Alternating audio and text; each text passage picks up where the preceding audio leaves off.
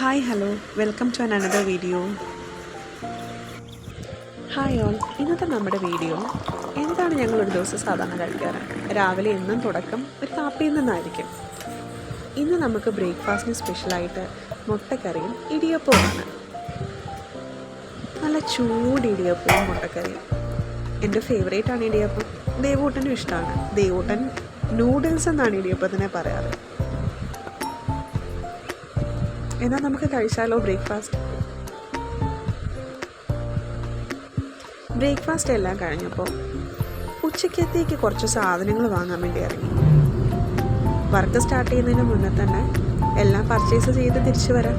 Noon shift ആയതുകൊണ്ട് ഒരു 12 ആകുമ്പോഴത്തേക്ക് ലോഗിൻ ചെയ്താൽ മതി. നമ്മൾ സാധാരണ ഉച്ചയൂണിന് മട്ട റൈസാണ് യൂസ് ചെയ്യാറ്. പിന്നെ സാലഡ്സിന് ഇത്തിരി വെജിറ്റബിൾസും ഫ്രൂട്ട്സും ഒക്കെ വാങ്ങി.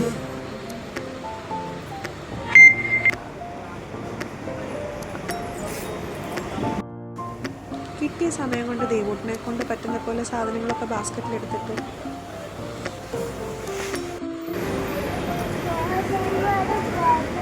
പിന്നെ വണ്ടി കയറിയപ്പോൾ തന്നെ വാങ്ങിച്ച കടലമുട്ടായി കഴിക്കുകയും ചെയ്യും.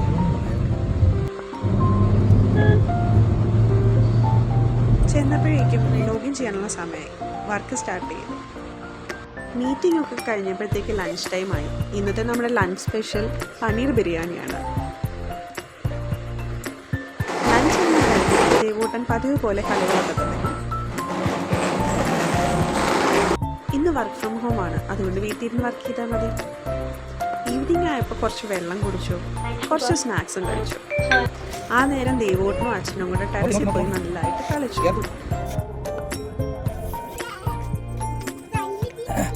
സന്ധ്യയായാലേ നമുക്കിനി വിളക്ക് കൊളുത്തി പ്രാർത്ഥിക്കാം. ഇനി രാത്രിയിലത്തേക്കുള്ള അത്താഴം പ്രിപ്പയർ ചെയ്യണം. അതിനുള്ള പരിപാടിയിലാണ്. നമ്മളിപ്പോൾ പ്രിപ്പയർ ചെയ്തുകൊണ്ടിരിക്കുന്നത് എന്താണെന്നല്ലേ, ഒരു ബട്ടർ ചിക്കൻ മസാല ഉണ്ടാക്കാം. വേണ്ട ചേരുവകൾ: ആദ്യം എണ്ണ ചൂടായതിനു ശേഷം കടുക് പൊട്ടിക്കുക. അതിലേക്ക് നമ്മൾ അരിഞ്ഞു വെച്ചിരിക്കുന്ന സവോള ഇട്ട് വഴറ്റുക. ഇത്തിരി ഉപ്പിടുകയാണെങ്കിൽ പെട്ടെന്ന് വഴഞ്ഞു കിട്ടും. സവോള ഏകദേശം ഒരു യെല്ലോയിഷ് കളർ ആകുമ്പോഴത്തേക്കും നമുക്ക് കുറച്ച് ക്യാപ്സിക്കം കട്ട് ചെയ്ത് വെക്കാം. ക്യാപ്സിക്കവും നന്നായിട്ട് ഇളക്കി പാകമാകുന്ന വരെ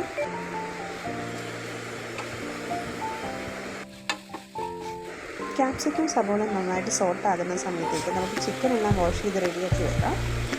ഇനി ഇതിലേക്ക് ചിക്കൻ എല്ലാം പ്ലേസ് ചെയ്തിട്ട് ഇത് നന്നായിട്ടൊന്ന് വഴറ്റാം. പിന്നെ കുറച്ച് മസാലക്കൂട്ട് ആഡ് ചെയ്യുക. ഇത് ഫ്ലേവറിന് വേണ്ടിയാണ് കേട്ടോ. പിന്നെ കുറച്ച് പെപ്പർ പൗഡർ, കുറച്ച് മല്ലിപ്പൊടി, കുറച്ച് ഗരം മസാല, കുറച്ച് മുളക് പൊടി ആവശ്യത്തിന് ചേർത്തതിന് ശേഷം നന്നായി ഇളക്കുക. മസാലയെല്ലാം നന്നായി പുരണ്ടതിന് ശേഷം ആവശ്യത്തിന് വെള്ളം ചേർത്ത് നന്നായി ഇളക്കി നമുക്ക് മൂടി വെക്കാം. നന്നായി തിളച്ച് വേകുന്നത് വരെ നമുക്ക് പാൻ മൂടി വെക്കാം. വെന്തതിന് ശേഷം നമ്മൾ എടുത്ത് വെച്ചിരിക്കുന്ന തേങ്ങാപ്പാൽ ഇതിലേക്ക് ആഡ് ചെയ്യാം.